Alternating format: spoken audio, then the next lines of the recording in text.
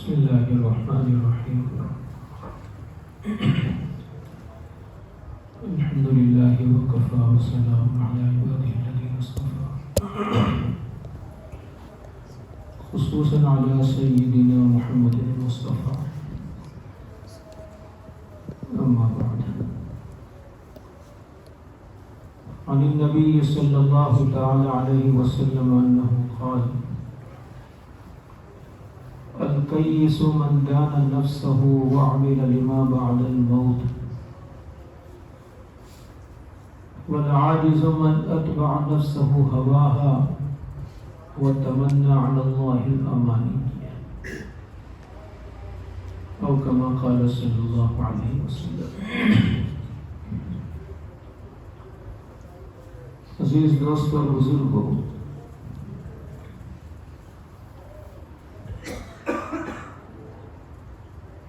یہ ایک سوال ہمارے سامنے کیا جاتا ہے کہ عقل مند انسان کون ہے؟ ایک دنیا والوں کا معیار ہے، اس بنیاد پر وہ عقل مند کی تعریف کرتے ہیں، عقل مند کی ویاخیا کرتے ہیں۔ پھر دنیاوی اعتبار سے بھی مختلف شعبے ہیں، ہر شعبے والا اپنے شعبے کو سامنے رکھ کر عقل مند کی تعریف کرتا ہے۔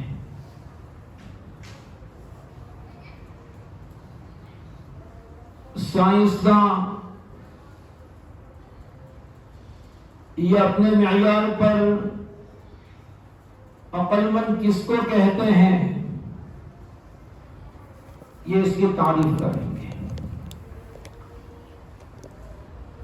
کاشتکار ہے، کھیتوت ہے، اس کا معیار الگ ہوگا، تاجر ہے، اس کا معیار الگ ہوگا۔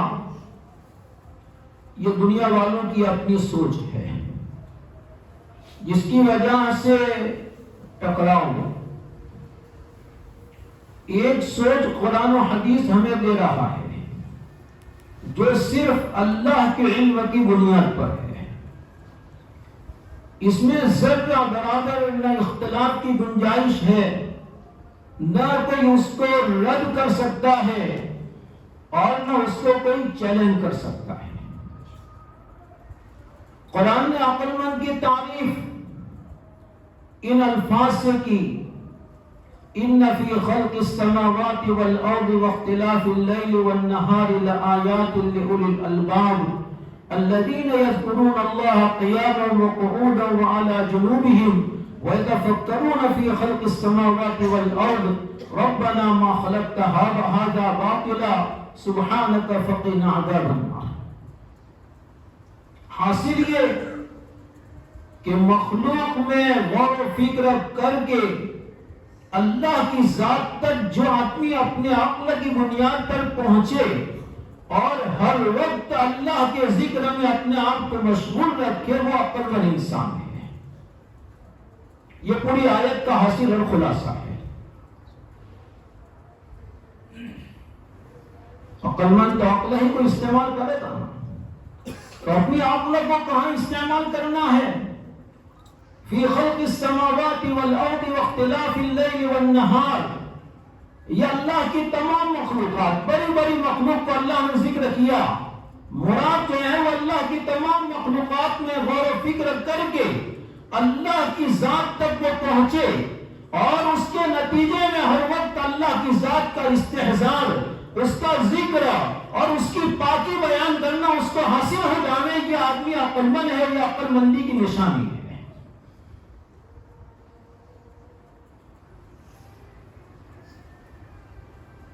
اور ایک روایت میں نے آپ کے سامنے پڑھی جس میں رسول اللہ صلی اللہ علیہ وسلم نے عقل مند انسان کی پہچان کروائی۔ من دان نفسہ وعمل لما بعد الموت، جو اپنی ذات کو قابو میں رکھے، جو اپنے نفس کو کنٹرول میں رکھے اور موت کے بعد والی زندگی کے لیے عمل کریں۔ آیت کا حاصل یہ کہ جو اللہ کے ذکر اور پاکی میں مشغول ہو، یہ عقل مند، یعنی غفلت اس کے لیے زیبا نہیں۔ اور حدیث پاک کا حاصل خلاصہ یہ کہ آخرت کا دھیان رکھے وہ آدمی عقل مند ہے۔ اللہ نے ہمیں جسم عطا فرمایا، جسم کے مختلف اعضاء، انگ یہ عطا فرمائے، اور ان تمام میں سب سے زیادہ جو قیمتی سرمایہ ہمیں عطا فرمایا ہے وہ اللہ نے عقل عطا فرمائی ہے۔ ایک آدمی حسین خوبصورت ہے، مالدار ہے، ظاہر کے اعتبار سے اس کی پرسنالٹی دیکھ کر لوگ متاثر ہو جاتے ہیں، وہ میرے یا آپ کے گھر پیغام دے نکاح کا، اور کوئی آدمی اس کے متعلق ذرا یوں اشارہ کر دے کہ ٹریک ہے، تو ہم فیصلہ کریں گے ایک ٹائم کھائے تو چالے پر آنی چاہے۔ یہ انسان کو اللہ نے جو عقل دی ہے، اس عقل کی بنیاد پر اسے اپنے مستقبل کے فیصلے کرنے ہیں، اور وہ مستقبل آخرت کی زندگی ہے۔ مشکوٰۃ شریف میں ایک روایت ہے، اگر جو اس روایت پر کلام کیا گیا ہے، لیکن جو مضمون ہے فی الجملہ دوسری روایات سے معید ہے، وہ ثابت ہے کہ اللہ تبارک و تعالیٰ نے تمام مخلوقات کو جب پیدا فرمایا تو اس وقت عقل کو سامنے، اللہ کے یہاں ہر چیز کی صورت مثالی ہے۔ جس طرح ہم عالم دنیا میں عالم رنگ و بو میں رہتے ہیں، اسی طرح اللہ تبارک و تعالیٰ نے، ابن عباس رضی اللہ تعالیٰ عنہ فرماتے ہیں کہ 80,000 ایسے عالم پیدا فرمائے ہیں، ان 80,000 عالم میں ایک عالم عالم ارواح ہے، اور ایک عالم عالم امثال ہے۔ جو چیزیں ہم کسی شکل و صورت میں نہیں دیکھ سکتے، اللہ تبارک و تعالیٰ نے ان چیزوں کی عالم امثال میں شکل و صورت بنائی ہے۔ ہمارے ہر عمل کی ایک شکل و صورت ہے۔ قیامت کے دن وَوَجَدُوا مَا عَمِلُوا حَاضِرًا، جو عمل کیا ہے اس کو ایک خاص صورت میں بندے جو ہیں وہ محشر کے میدان میں اپنے سامنے موجود پائیں گے۔ وہ کون سی صورت ہے؟ الصوم جنہ۔ ہم رمضان میں، فضائل رمضان میں سنتے ہیں کہ اللہ کے نبی صلی اللہ علیہ وسلم فرماتے ہیں کہ روزہ ڈھال ہے۔ یہ روزے کے عالم امثال میں ایک صورت ہے۔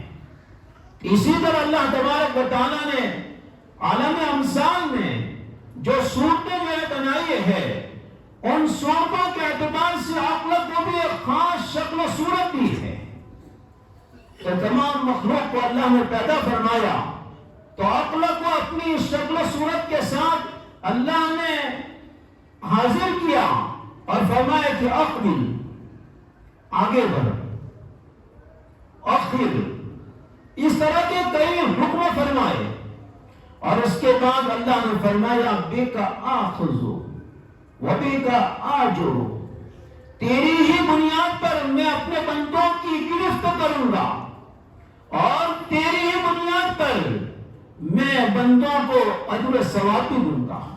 اس لیے فقہاء نے مسائل ذکر کیے ہیں کہ جو آدمی مجنون ہے، دیوانہ ہے، گانڈا ہے، اس کے اعمال پر اس کو کوئی اجر ثواب نہیں ملے گا، اور جو نابالغ بچے ہیں ان کو اجر ثواب ملے گا، لیکن بالغین کو، مکلفین کو جو اجر ثواب ملے گا وہ اجر ثواب ان نابالغ بچوں کو نہیں ملے گا۔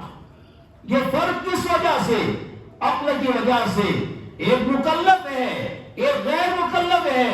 مکلف کا مکلف ہونا اس کی عقل کی سلامتی کی بنیاد پر ہے۔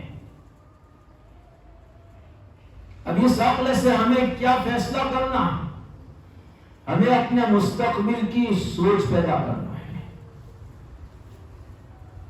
مستقبل یہ آخرت کی زندگی ہے۔ مستقبل یہ موت کے بعد کی زندگی ہے۔ ہم آئندہ کل کو بھی فیوچر کہہ سکتے ہیں، لیکن ہماری عقل، ہمارا دماغ، ہماری سوچ، ہمارا عرف، ہمارا محاورہ یہ ہمیں ایک بہت مختصر سا جو ہے تصور دے رہے ہیں، جس کی بنیاد پر ہم یہ سوچتے ہیں کہ آئندہ کل یہ ہمارا فیوچر ہے، آئندہ سال یہ ہمارا فیوچر ہے، آئندہ کی دنیا کی زندگی ہمارا فیوچر ہے۔ قرآن ہمیں اور ایک فیوچر جو ہے بتلا رہا ہے، ہمارا ایک اور مستقبل ہمیں بتلا رہا ہے۔ یا ایھا الذین آمنوا اتقوا اللہ ولتنظر نفس ما قدمت لغد، کل کے لیے کیا تیاری کی ہے۔ کل کس کو کہتے ہیں؟ آخرت کے دن کو کل کہتے ہیں، قیامت کے دن کو کل کہتے ہیں۔ قرآن نے اس حقیقت کو جو ہے وہ واضح کیا ہے۔ قیامت کے دن فرشتے بندوں سے پوچھیں گے کم لبثتم فی الارض عدد سنین، سالوں کے حساب سے بتلاؤ دنیا میں کتنا رہ کر آئے۔ 70 سال، 80 سال، 100 سال یہ دنیا میں رہ کر آئے، لیکن وہ کہیں گے لبثنا یوما او بعض یوم فاسأل العادین، بس ایک دن رہے ہیں۔ نہیں، دن کا بھی کچھ حصہ، چاش کے وقت ہم نے آنکھ کھولی، آفتاب کے غروب ہونے سے پہلے تو ہماری روح پرواز ہو گئی۔ یہ دنیا کی زندگی، حضرت ابو سعید خدری رضی اللہ تعالیٰ عنہ کی روایت میں یہ مضمون ذکر کیا گیا ہے۔ اللہ کے نبی صلی اللہ علیہ وسلم کے معجزات میں ایک معجزہ یہ ہے کہ آپ نے فجر کی نماز کے بعد بیان دینا شروع کیا، ظہر تک بیان دیا، ظہر کے بعد بیان دینا شروع کیا، عصر کے بعد بیان دینا شروع کیا، آفتاب کے غروب کی آخری 15-20 منٹ باقی ہے، جس کو اسفرار شمس کہا جاتا ہے۔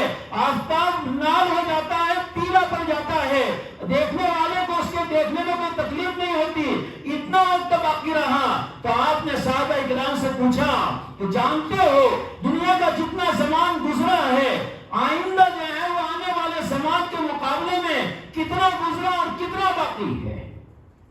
صحابہ اکرام جواب میں یہ عرض کرتے تھے کہ اللہ و رسولہ اعلم، اس لیے کہ وحی کے نزول کا سلسلہ تھا، اپنی جانب سے کوئی بات کہہ دیتے شاید اس پر سکہ لگ جاتا، نئی کوئی بات سامنے نہ آتی۔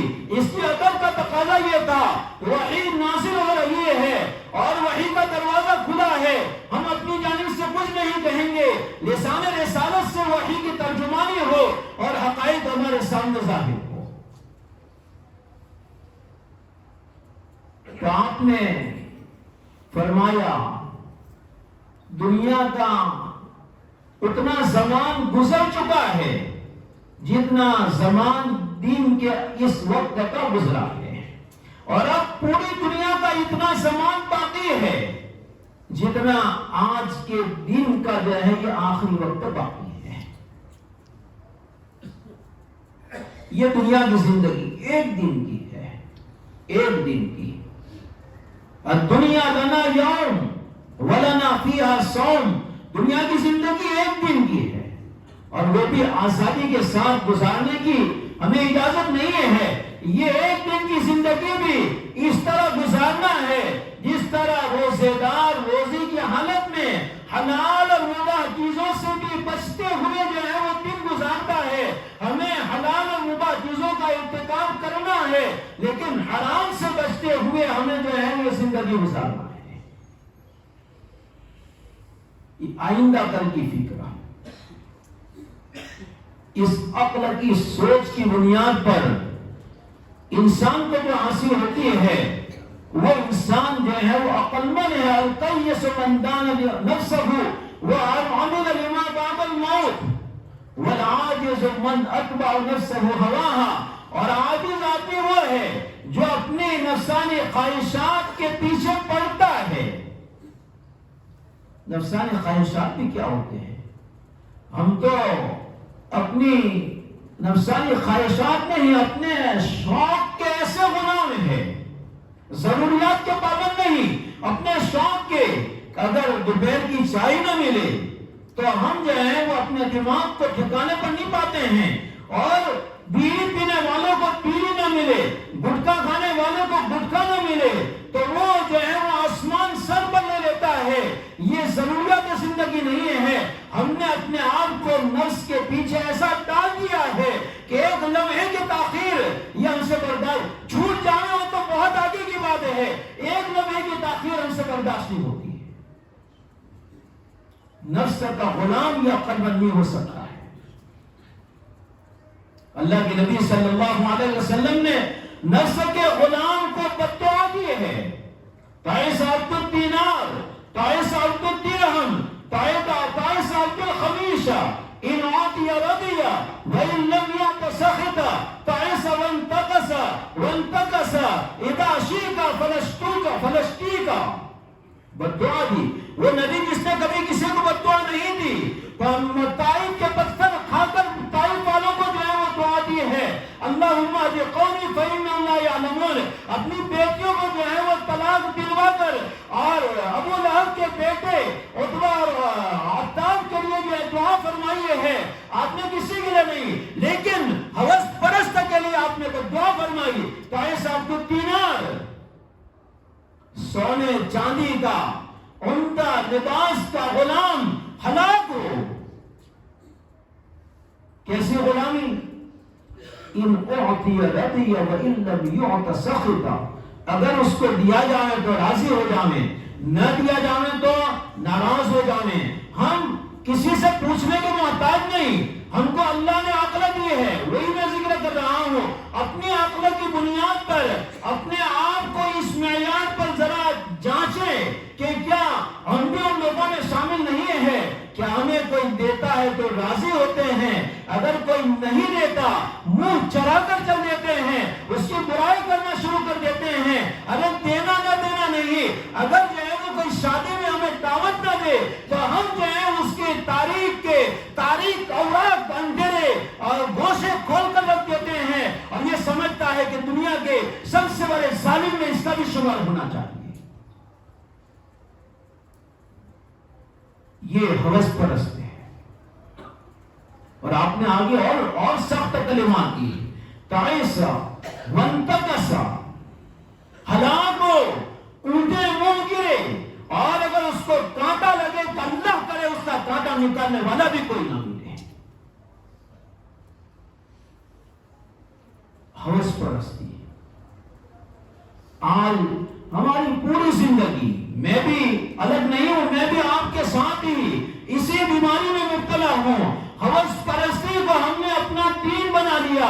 افرائیت من اتخذ الہہ ہوا, کیا آپ نے اس آدمی کو دیکھا جس نے اپنے نفسانی خواہشات کو اپنا معبود بنا لیا ہے؟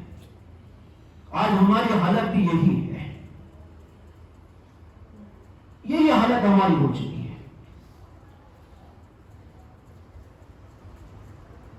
اللہ نے عقل ہمیں جو دی ہے وہ اپنے اندر آخرت کی سوچ پیدا کرنے کے لیے ہے.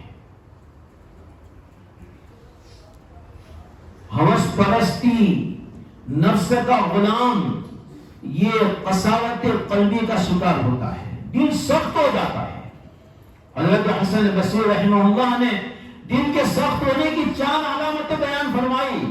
پہلے نمبر پر یعصون اللہ علی رجاء التوبہ, دوسرے نمبر پر یتعلمون ولا یعملون, تیسرے نمبر پر کہ یعملون ولا یخلصون, اور چوتھے نمبر پر یدفنون ولا یعتبرون. اس پر بھی ذرا اپنے آپ کو ذرا جانچ کر دیکھ لیں. پہلے نمبر پر توبہ کی امید پر گناہ کرنا, دل مر چکا ہے. توبہ کی امید پر گناہ کرنے کی مثال ایسی ہے, ہمارے گھر میں ملم ہے, مرہم ہے, اس کی بنیاد پر یہ جو ہے وہ آگ جلاؤ اور اپنی انگلی کے اندر رکھ دو, ملم تو ہے لگا دیں گے. تو یہ عقل جو ہے یہاں روکتی ہے, نہ تکلیف ہوگی, گناہ سے بھی آخرت میں تکلیف ہوگی. یہ دل کے سخت ہونے کی نشانی ہے کہ آدمی توبہ کی امید پر جو ہے وہ گناہ کرتا چلا جائے. اور کس نے دیکھی کل توبہ کی توفیق بھی ہوگی یا نہیں. حضرت عمر بن عبدالعزیز رحمہ اللہ کے واقعات میں ذکر کیا ہے. یہ خلیفہ خامس حضرت عمر فاروق رضی اللہ تعالیٰ عنہ کی مثال کی خلافت قائم کرنے والے حضرت عمر بن عبدالعزیز ہے. 2 سال سے کچھ مہینے زائد جو خلافت کا زمانہ، انہوں نے وہ عدل انصاف کیا کہ بنو امیہ کے بادشاہوں کے گھر کا خزانہ جو بیت المال سے لوٹ کر جمع کیا گیا تھا، جو دانلیاں کی تھی، وہ مال پورا جو ہے بیت المال میں جمع کروایا۔ برداشت نہیں ہوا لوگوں سے، حضرت عمر بن عبدالعزیز رحمہ اللہ کو 2.5 سال کے زمانے میں زہر دے کر جو مار دیا گیا ہے، زہر دیا ہے گھر کے لوگوں نے۔ جب زہر کا اثر ان پر ظاہر ہوا تو طبیب کو بلایا گیا، تو اطباء آئے اور ڈاکٹروں نے آ کر جو ہے وہ دیکھا، کہا کہ اب بچنے کی کوئی امید نہیں ہے، اب ان کی زندگی کا کوئی ٹھکانہ نہیں۔ حضرت عمر بن عبدالعزیز رحمہ اللہ جو ہے وہ ہوش میں تھے، فرمایا کہ ڈاکٹروں کی جماعت ذرا بتلاؤ ان میں سے جو کھڑے ہیں ان میں سے کس کی زندگی کا ٹھکانہ ہے، ذرا ایک لمحے کی گارنٹی مجھے بتلا دو۔ کل تو کسی نے دیکھی نہیں، کیسے توبہ کی امید پر ہم گناہ کریں۔ اگلا لمحہ اللہ کے نبی صلی اللہ علیہ وسلم یہ استنجے کے لیے گئے، استنجا کر کے جو ہے وہ آ رہے ہیں، وضو کا پانی سامنے رکھا ہے، آپ وہاں تک جائیں اس سے پہلے وہ ان زمین پر 2 ضربے 2 ہاتھ مارے، تیمم کیا۔ صحابہ کرام نے عرض کیا اللہ کے نبی وضو کا پانی یہاں موجود ہے، آپ نے فرمایا میرے زندگی کا ٹھکانہ نہیں، شاید اس پانی تک بھی میں پہنچ پاؤں کہ نہیں پہنچ پاؤں۔ یتعلمون ولا یعلمون، علم حاصل کرتے ہیں لیکن علم کے تقاضے کے مطابق عمل نہیں کرتے، عمل کرنے والے عمل کرتے ہیں، اخلاص کا دامن ہاتھ سے چھوڑ دیتے ہیں۔ اور چوتھے نمبر پر قبرستان میں مردوں کو دفن کرتے ہیں لیکن دفن کیے جانے والے مردے کی موت سے کوئی عبرت کا سامان حاصل نہیں کرتے۔ یہ انسان کے دل کے مر جانے کی نشانیاں ہیں، یہ انسان کے دل کے مر جانے کی نشانیاں ہیں۔ میں نے یہ مضمون اس لیے ذکر کیا کہ آخری 1 مہینے میں ہمارے یہاں پر جو ہے وہ 3 حادثے پیش آئے، جس میں ہمارے دوست حاجی عبدالرحمان پٹیل، ان کا جو ہے وہ ایک حادثے میں جو ہے انتقال ہو چکا، کسی کو معلوم نہیں تھا کہ کیا ہوگا اور کہاں جائے گا اور کس طرح کی زندگی، بس چند لمحے ہیں کہ انسان جو ہے وہ دنیا سے چلا گیا۔ ہمارے متولی صاحب کا واقعہ پیش آیا، یہ بھی جو ہے وہ چلے گئے۔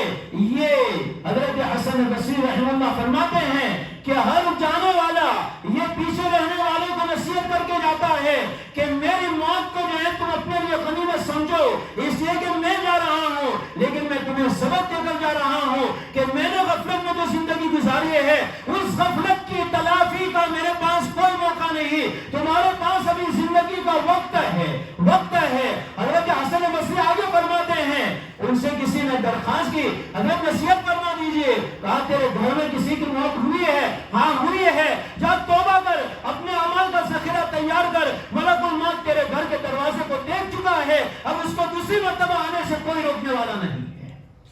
اس لیے دوستو ہماری زندگیاں یہ ضائع ہو رہی ہے، ضائع ہو رہی ہے، ہماری زندگی کا ہر لمحہ ہم پر آخرت کے اعتبار سے وبال بنتا جا رہا ہے اور ہم مطمئن بیٹھے ہیں کہ کچھ نہیں ہو رہا ہے، کچھ ہوگا نہیں۔ دوستو جو ہوگا وہ آنکھ کے بند ہونے کے بعد جو ہے پتا چلے گا۔ اس لیے اللہ نے جو زندگی کے اوقات ہمیں دیے ہیں ہم اس کی قدر کریں، جانے والوں کے جانے کو ہم عبرت سمجھ کر اپنے لیے عبرت کا سامان جو ہے وہ تیار کریں اور اپنے آگے جانے والوں کے لیے ہم جو ہے مغفرت کی دعا کریں۔ والذین یقولون ربنا اغفر لنا ولاخواننا الذین سبقونا بالایمان، ایمان والوں کا کام ہی یہ ہے کہ جو لوگ ایمان کے ساتھ دنیا سے گئے ان کے لیے کیا کریں؟ مغفرت کی دعا۔ قرآن یہ کہہ رہا ہے تو بلا بتلاؤ مرے ہوئے کی مردوں کی جو ہے برائی کرنے کی کہاں اجازت ہوگی؟ اذکروا محاسن موتاکم، اللہ کے نبی صلی اللہ علیہ وسلم فرمایا اپنے مردوں کی خوبیاں بیان کرو۔ اس لیے یہ 2 کام جو گئے ہیں ان کے لیے مغفرت کی دعا، ان کی برائی کے لیے اپنے جو ہے اس زبان کو بالکل بند رکھیں، اور دوسرے نمبر پر اپنے زندگی کے اوقات کو غنیمت سمجھ کر ہم جو ہے وہ آخرت اللہ نے عقل دیے ہے اس کی بنیاد پر آخرت کی جو ہے وہ فکر کریں. اللہ تعالیٰ ان تینوں مرحومین کی جو ہے بال بال مغفرت فرمائیں, ان کے درجات کو بلند فرمائیں, ان کے پسماندگان کو صبر جمیل عطا فرمائیں, اور ہر طرح کی خیر خوبی کے دروازے اللہ ان کے لیے اور ان کے پسماندگان کے لیے دنیا اور آخرت میں کھول دیں. آمین. وآخر دعوانا الحمدللہ تعالی.